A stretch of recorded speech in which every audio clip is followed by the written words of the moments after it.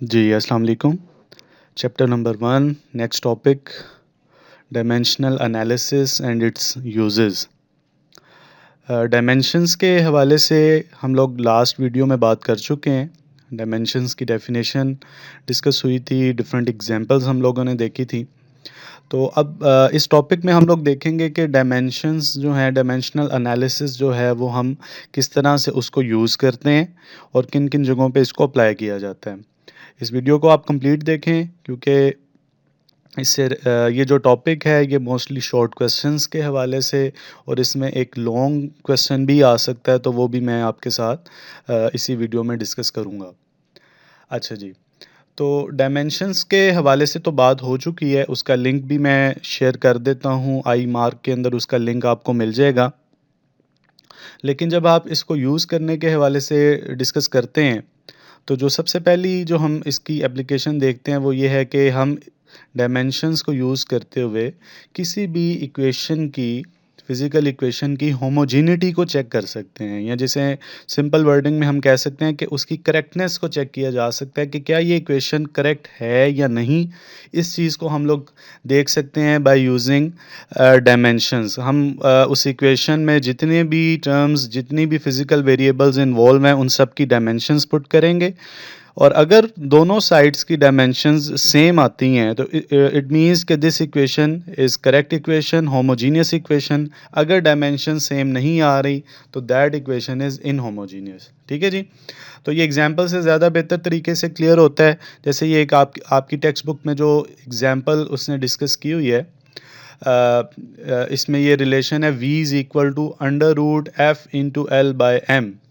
तो हम देखना चाह रहे हैं कि क्या ये रिलेशन करेक्ट है या नहीं। ये रिलेशन जो है ये चैप्टर नंबर 8 में डिस्कस किया जाता है कि जहाँ पे हम स्पीड ऑफ ट्रांसवर्स वेव्स की बात करते हैं अक्रॉस अ स्ट्रेच्ड स्ट्रिंग। तो उसके हवाले से हम इस रिलेशन को यूज़ कर रहे हैं। अच्छा जी, तो हम क्या करते हैं जी, सबसे पहले लेफ़्ट हैंड साइड पे स्पीड इन्वॉल्व है, उसकी डायमेंशन देखी तो वो आ रही है एल टी माइनस वन, या लास्ट टाइम हमने पढ़ा है। इसी तरह से अगर हम राइट हैंड साइड पे देखें तो ये राइट हैंड साइड पे जो टर्म है under root F into L by M. ठीक है जी, उसको अगर आप लिखना चाहें तो इस तरह भी लिख सकते हैं, एम माइनस वन और पूरी टर्म की पावर वन बाय टू। ठीक है जी। अब वन बाय टू जो है वो स्क्वायर रूट की वजह से आ गया। अब आपने ये करना है सिंपल कि यहाँ पे जितनी टर्म्स इन्वॉल्व हैं इन सब की डायमेंशंस पुट कर देनी है। फोर्स की डायमेंशन क्या होती है, M L T minus two. Length की डायमेंशन कैपिटल एल। मास की कैपिटल एम, वो माइनस वन था। ये पावर वन बाई टू। अब पावर वन बाई टू आप सब पे अप्लाई कर दें, आप देखेंगे कि मास वाली टर्म तो कैंसिल आउट हो जाएगी। ये बन जाएगा एल स्केयर, ये बनेगा टी माइनस टू और होल की पावर वन बाई टू। ये वन बाई टू से कैंसिल आउट होके ये रिमेनिंग आंसर जो हमारा बचा that is L T minus one. तो लेफ्ट हैंड साइड और राइट हैंड साइड दोनों की जो डायमेंशंस हैं वो आप देख सकते हैं कि वो आपको सेम मिल गई हैं। तो इसका ये मतलब है कि ये इक्वेशन जो है ये एक होमोजीनियस इक्वेशन है, एक करेक्ट इक्वेशन है। ठीक है। और भी बहुत सारी एग्जांपल हैं। एक एग्जांपल आप ये जो फेमस आइंस्टाइंस इक्वेशन है इसको भी देख सकते हैं, E is equal to M C square. तो यहाँ पर अगर आप देखेंगे तो एनर्जी और वर्क डन सेम होती है, डायमेंशन ये पीछे पढ़ चुके हैं आप लोग, M L square T minus two. M C square जो है वो अगर आप राइट हैंड साइड पे देखें तो एम सी स्क्वायर है तो मास की कैपिटल एम आ जाएगी। सी क्या होता है, सी होता है जी स्पीड ऑफ लाइट, तो उसकी डायमेंशन आ गई एल टी माइनस वन, उसका स्क्वायर। ठीक है जी। तो ये वैल्यूज जब आप पुट करेंगे तो M L square T minus two, तो दोनों साइड्स की इक्वेशन वन और टू से पता चल रहा है दोनों साइड्स की डायमेंशन सेम है, तो इसका मतलब है जी कि ये इक्वेशन भी करेक्ट इक्वेशन है। ये आपकी बुक का न्यूमेरिकल भी था जी। ठीक है। इसी तरह एक और न्यूमेरिकल था, वो भी मैंने एग्जांपल के तौर पर यहाँ पे डिस्कस किया हुआ है कि V F is equal to we I plus A T. ये जो फर्स्ट इक्वेशन ऑफ मोशन है, ये आपने देखना है कि क्या ये डायमेंशनली कंसिस्टेंट इक्वेशन है, मतलब डायमेंशनली करेक्ट इक्वेशन है या नहीं। तो आप इसमें देख सकते हैं जी कि V F is equal to we I plus A t. Left hand side पे वी एफ है, स्पीड की डायमेंशन आ गई L T minus one. Right hand side पे क्या है जी, वी आई प्लस ए टी। तो वी आई और ए टी दोनों की डायमेंशंस आप लोगों ने पुट कर देनी है। वी आई की डायमेंशन आ गई L T minus one, acceleration की L T minus two, time की कैपिटल टी। तो एल टी माइनस वन और एल टी माइनस वन जो ऐड हो के two L T minus one हो गया। 2 चूँकि एक नंबर है, तो नंबर की हमने पढ़ा था लास्ट टाइम कि कोई डायमेंशन नहीं होती, तो LD-1 रिमेनिंग आंसर आ गया। तो लेफ्ट हैंड साइड और राइट हैंड साइड दोनों की डायमेंशन सेम आ गई, तो इसका मतलब ये हुआ कि ये इक्वेशन भी करेक्ट इक्वेशन है। ठीक है जी। ओके जी, सेकंड जो इसका जो यूज़ है उसकी तरफ आते हैं, वो ये है कि जी डायमेंशंस को हम इस्तेमाल करते हुए कोई भी पॉसिबल फार्मूला जो है किसी भी रिलेशन का वो ड्राइव कर सकते हैं। ठीक है जी। अगर आपको उसके पैरामीटर्स का पता है कि किन किन चीज़ों पे वो डिपेंड कर रहा है, तो उसके अकॉर्डिंगली आप उसका पॉसिबल रिलेशन, एग्जैक्ट तो नहीं, पॉसिबल रिलेशन निकाला जा सकता है। वो कैसे फाइंड करते हैं जी, ये भी एक एग्जाम्पल से क्लियर होगा।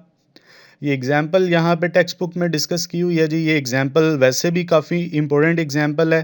ठीक है, लॉन्ग क्वेश्चन के हवाले से ये इंपॉर्टेंट टॉपिक है, इसको आप लोग जो है वो पॉइंट आउट कर लीजिएगा। तो ये example time period of simple pendulum, इसका रिलेशन हम लोगों ने फाइंड करना है यूजिंग डायमेंशनल एनालिसिस। ठीक है जी। जबकि हम ये जानते हैं और यहाँ हमें ये फैक्टर्स दिए हुए हैं कि जो टाइम पीरियड है वो किस किस चीज़ पे डिपेंड कर सकता है। मतलब पॉसिबल फैक्टर्स जो हैं उसमें लेंथ ऑफ द पेंडुलम हो गई, मास ऑफ द बॉब आ गया जी, एंगल थीटा के जो कि आप लोगों ने उसके थ्रू जो थ्रेड बना रहे हैं एंगल वर्टिकल के साथ, और एक्सेलरेशन ड्यू टू ग्रेविटी क्योंकि जी यहाँ पर एक्ट कर रहा है। तो ये 4 पॉसिबल फैक्टर्स हैं। अब हमने ये देखना है यूजिंग डायमेंशनल एनालिसिस कि क्या ये वाकई इन चारों पे डिपेंड कर रहा है, और डिपेंड कर रहा है तो किस टर्म के साथ उसकी डिपेंडेंस आपको नज़र आ रही है जी। ठीक है, तो सोल्यूशन की तरफ चलते हैं।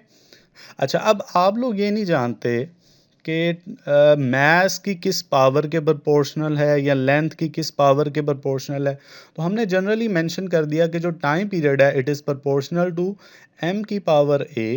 कोई भी एक आपने कांस्टेंट लिख दिया जी a। इसी तरह से लेंथ की पावर b है, थीटा की पावर c और g की पावर d।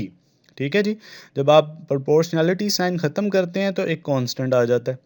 ठीक है, इक्वालिटी का साइन लगाया तो कांस्टेंट आ गया, और ये बाकी उसी तरह से। ठीक है, अब यहाँ पे ये जो टेक्स्ट बुक में एग्जांपल दी हुई है इसमें थोड़ा सा डिफ़िकल्ट है, इसको मैंने थोड़ा आसान वे में जो है वो इसको हल किया है कि अगर आप यहाँ से देख लेंगे तो ये ज़्यादा इजीली तैयार हो जाएगा। तो आप इसी रिलेशन को अगर देखें तो ये मैंने दोबारा लिखा है इसी तरह, t is equal to constant m की पावर a, लेंथ की पावर b, थीटा की पावर c और g की पावर d। ठीक है जी। अब यहाँ पर अगर आप बेटा गौर करें तो अब हमने ये करना है कि इन सब की डायमेंशंस पुट कर देनी है। अब ये डिस्कशन मैं आपके साथ लास्ट टाइम कर चुका हूँ कि थीटा एक डायमेंशनलेस टर्म है। ठीक है, तो आप बजाय इसके कि इसकी डायमेंशन जो कि टेक्स्ट बुक में उसने लिखी है L × L-1 जो कि कैंसिल आउट हो जाता है, वो सारे क्वेश्चन में साथ साथ लिखें, तो आप शुरू में मेंशन कर दें कि थीटा डायमेंशनलेस टर्म है, तो इसका तो रोल यहीं पे ही ख़त्म हो गया। ठीक है, तो ये इस तरीके के साथ ये प्रॉब्लम आपकी सिंपल हो जाएगी। अब आपने ये करना है कि टाइम पीरियड की डायमेंशन आ गई कैपिटल टी। ठीक है जी, और कांस्टेंट की तो कोई डायमेंशन नहीं होती। Mass capital M, length capital L, theta शुरू में ही हमने इग्नोर कर दी है, और जी एक्सेलरेशन होता है जी, ग्रेविटेशनल एक्सेलरेशन, LT-2 उसकी डायमेंशन पढ़ी है आपने, तो इसकी पावर डी आ गई। ठीक है जी। अब हमने ए बी और डी इनकी वैल्यूज़ निकालनी है जी, जो जिससे हमारा पॉसिबल फार्मूला बनेगा। तो आपने ये करना है कि दोनों साइड्स पे जो पावर्स हैं उनका कंपैरिजन करना है। अब इधर m चूँकि था नहीं लेफ़्ट साइड पे, तो हमने m की पावर 0 खुद से इंट्रोड्यूस करवा दी, लेंथ की पावर 0 भी खुद से इंट्रोड्यूस करवा दी। आप जानते हैं कि किसी भी टर्म की पावर 0 1 के बराबर होती है, तो ये हों या ना हों उससे आपके रिलेशन पे कोई फ़र्क नहीं पड़ेगा। ठीक है जी, तो ये आ गया जी आपका रिलेशन इस लेफ़्ट साइड पे, और राइट साइड पे m की पावर a, लेंथ की पावर b प्लस d हो जाएगी क्योंकि यहाँ से b आ रहा है, यहाँ से d आ रहा है, और टाइम पीरियड की पावर आ गई जी -2d। ठीक है, अब आपने सिंपल ये करना है कि इनकी पावर्स का कंपैरिजन कर लेना है दोनों साइड्स पे। तो m की पावर का कंपैरिजन से a बराबर आ गया 0 के। इसी तरह से लेंथ की पावर के कंपैरिजन से आप देखेंगे कि b प्लस d 0 के बराबर आ रहा है। तो यहाँ से आपको मिलेगा कि b बराबर आ गया -d के, और जो तीसरी टर्म है टाइम पीरियड, इसकी देखेंगे तो -2d किसके बराबर है जी, 1 के बराबर आ रहा है। ठीक है, तो d आ गया -1/2, d आ गया तो इसका मतलब b भी मिल गया आपको, क्योंकि ये -1/2 था तो b आ गया फिर +1/2, और a शुरू में 0 आ गया था। ठीक है जी, तो इस तरीके के साथ आप लोगों ने ये सारे जो उसके कोफिशिएंट्स थे, जो पावर्स थी, उनकी वैल्यूज़ आप लोगों ने फाइंड कर ली, ए बी और डी की। अब आपका जो रिक्वायर्ड रिलेशन बनेगा टाइम पीरियड का वो ये बनेगा, कांस्टेंट m की पावर a थी तो वो 0 आ गया, लेंथ की पावर b थी 1/2 आ गया, g की पावर d थी तो वो -1/2। ये टर्म ख़त्म हो गई जी, मैथ्स वाली भी डिपेंडेंस ख़त्म हो गई। तो t is equal to some constant, इसको आप यूँ भी लिख सकते हैं L/g की पावर 1/2। ठीक है, या आप जनरली यूँ लिख सकते हैं। तो ये देखें जी, ये टाइम पीरियड का रिलेशन जो कि आप सब लोगों ने पढ़ा हुआ है, एग्जैक्ट फार्मूला अगर आपको याद हो तो वो था 2π√L/g।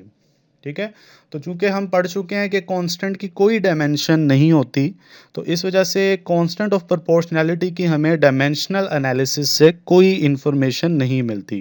जो कांस्टेंट है वो उसी तरह लिखा जाएगा, तभी आप इसको पॉसिबल फार्मूला कहते हैं, एग्जैक्ट फार्मूला नहीं कहते। ठीक है, तो ये रिलेशन आ गया टाइम पीरियड का, t is equal to some constant √L/g। ठीक है, तो ये शॉर्ट क्वेश्चन के हवाले से भी टॉपिक इम्पोर्टेंट है, और लॉन्ग के हवाले से भी जो सेकंड पार्ट है इसका पॉसिबल फार्मूला वाला, वो काफ़ी इम्पोर्टेंट है, उसको आप लोग देखिएगा। ठीक है जी, इसी से रेलेवेंट आपकी कुछ न्यूमेरिकल्स भी हैं, कुछ शॉर्ट क्वेश्चंस भी हैं, तो इनको अच्छे से आप तैयार करें। और चैनल अगर अभी तक आपने सब्सक्राइब नहीं किया, then do subscribe the channel, ताकि आपको जो रिसेंट जो भी वीडियोस हों वो आपको जो है वो कॉन्स्टेंटली मिलती रहें। ओके जी, थैंक यू, अल्लाह हाफिज़।